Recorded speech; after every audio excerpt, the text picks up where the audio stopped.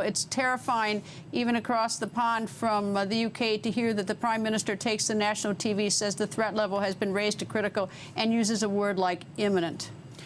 Absolutely, and that indicates that the result of the investigation so far tells us something of a bigger network. So it wasn't only a lone wolf. There are probably people who helped him, maybe people who helped him in the casing or to carry out the operation. Another thing, it was reported in the media that he came from London carrying with him supposedly the bomb. If that happens, that means maybe there's part of the cell in London. If the bomb is made of an explosive vest or a suicide vest, that indicates a level of sophistication that cannot be carried out only by one person. An individual cannot build an explosive vest by reading Inspire magazine or following up instructions put by ISIS on video on how to make a bomb in your mother's kitchen.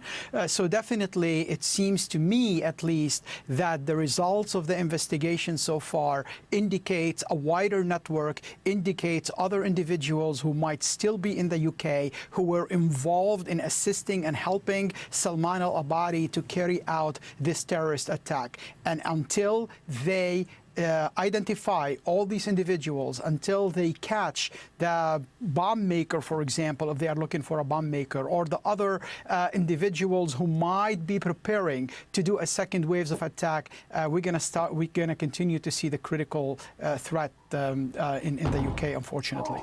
There are reports that MI5 at least was aware of this person prior to last night. The news breaking about this time last night, 24 hours ago, that they were aware of him. I don't know what that really means, but the U.S. officials did not know who he was. But I suspect that raising this threat level to critical, you take the fact that they knew something about him and perhaps the sophistication of the bomb, that he had to have had help. And they picked up his brother today for unknown reasons, and the investigation ongoing. Is that for some reason it strikes me, I don't see the Prime Minister trying to calm everybody down, as so typical of leaders. Rather, this Prime Minister going on TV has now alerted everybody. You know there could be something else coming.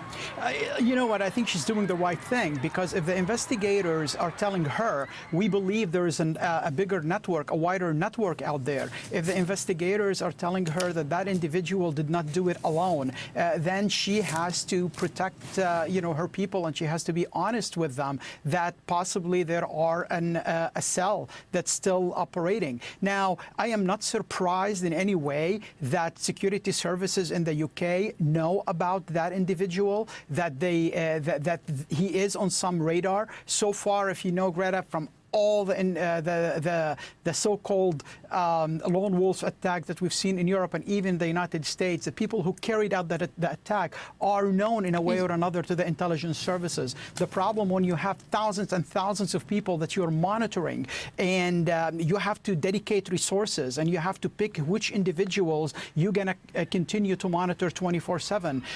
Unfortunately, we have to be successful 100% of the times. They have to be successful only once. Only once.